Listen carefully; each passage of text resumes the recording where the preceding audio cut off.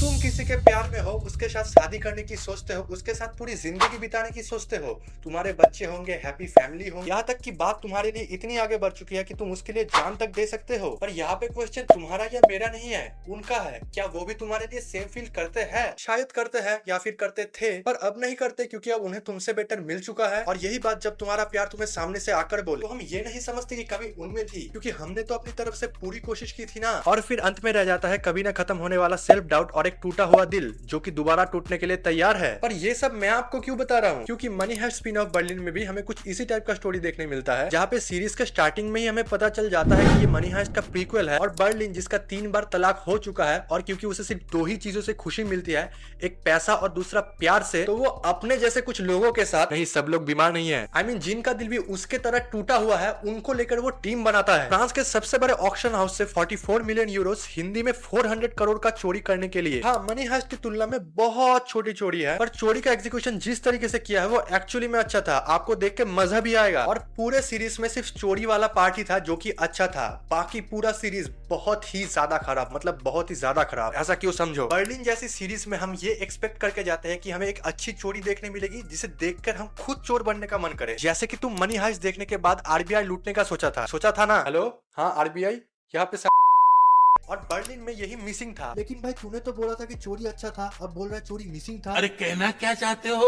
कहना ये चाहता हूँ कि बर्लिन का प्लॉट प्यार है जिसमें चोरी ऐड किया जाता है, मनी हाइस्ट का प्लॉट चोरी था जिसमें प्यार ऑटोमेटिक आता है, जिससे तुम कैरेक्टर से कनेक्ट करते हो। क्योंकि बर्लिन में बर्लिन के कैरेक्टर के अलावा कोई भी ऐसा नहीं था जिससे तुम कनेक्ट करो। सच सच बताना, अगर बर्लिन के अलावा सीरीज में कोई भी मरता तो तुम क्या फील करते? क्या तुम्हें कोई फर्क पड़ता? नहीं ना।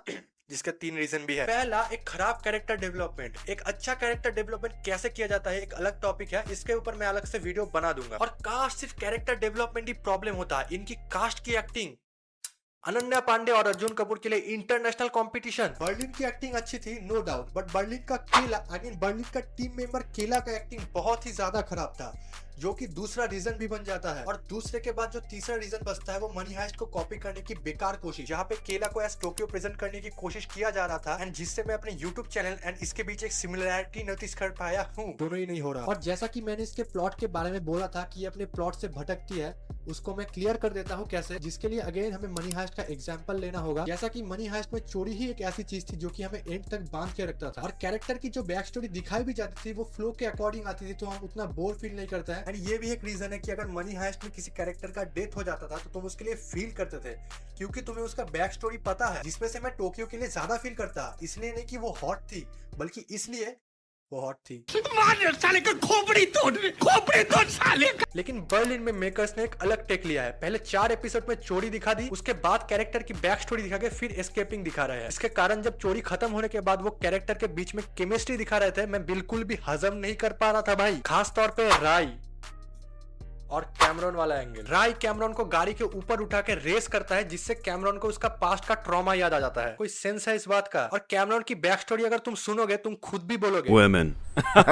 दीदी कैमरॉन उसके एक्स बॉयफ्रेंड को एक कॉन्सर्ट में मिलता है, जो कि पेशे से एक सिंगर होता है, और सिंगर उसके फैन को यानी कि कैमरॉन दीदी को ऑटोग्राफ देने के बजाय बैक स्टेज बुलाती है। बैक स्टेज में क्या हुआ था ऐसा जिससे दीदी पागल हो गई थी? खैर, जिसके बाद जब दोनों में प्यार और ज्यादा बढ़ जाता है, तब दीदी को चाहिए होता है कि उनका बॉयफ्रेंड उसका काम धंधा सब छोड़ के दीदी के साथ सारा दिन लेटे रहे, दीदी को टाइम दे। और क्योंकि कैमरॉन दीदी का बॉयफ्रेंड उनका काम धंधा छोड़ के दीदी को टाइम नहीं देते हैं, तो दीदी गुस्से में आके अपना ही घर जला देती है। इससे इलॉजिकल पास्ट ट्रॉमा क्या ही हो सकता है? और तुम घर जला रहे हो तो उसका जलाओ ना भाई, खुद का क्यों जला रहे हो? तुम्हें पता है कि कार के ऊपर चढ़ने से तुम्हें ट्रॉमा आएगा, तो क्यों चढ़ रहे हो भाई? ये तो वही वाला बात हो गया कि कांड में नहीं है गुदा, अब क्या करे खुदा।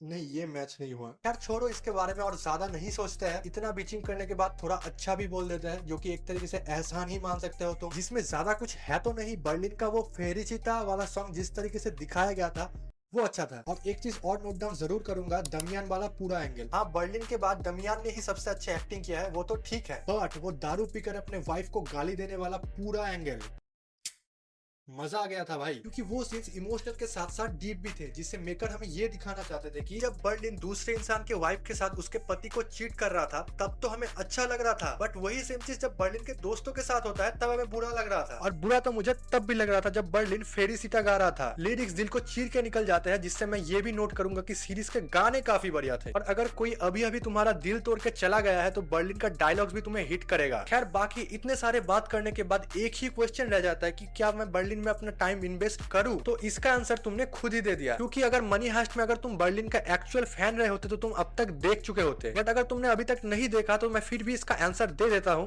अगर तुम्हें किसी और दूसरे कैरेक्टर से कोई फर्क नहीं पड़ता, अगर तुम सिर्फ बर्लिन को देखने जा रहे हो और अगर तुम्हें सिर्फ टाइम पास लाइक एक सीरीज चाहिए तो तुम इसे देख सकते हो, क्योंकि बर्लिन जब जब स्क्रीन पे आता है तब तुम एंटरटेन रहते हो। समझ रहे हो ना किसकी बात कर रहा हूँ? सेक्स। क्योंकि मुझे पता है मनी हाइस्ट देखने के बाद ज्यादातर लोगों का फेवरेट कैरेक्टर प्रोफेसर ही रहा होगा, बट जिन्होंने भी प्रोफेसर को छोड़ के बर्लिन को अपना फेवरेट कैरेक्टर माना था, तुम्हारे लिए रेस्पेक्ट, फुल इज्जत भाई, क्योंकि बर्लिन थोड़ा सा अलग और डीप किस्म का बंदा है तो उसे हर कोई पसंद नहीं कर सकता। खैर तो बाकी इसी के साथ ये था हमारा आज का वीडियो। अगर आपको वीडियो अच्छा लगा तो वीडियो को लाइक कर देना, और चैनल पे पहली बार आए हो तो चैनल को सब्सक्राइब कर देना, और तुम्हारी नजर में कौन बेस्ट है, बर्लिन या प्रोफेसर, ये कमेंट में जरूर बताना। बाकी आज के लिए इतना ही, मिलते हैं किसी अगले वीडियो में, तब तक के लिए goodbye, have a great day.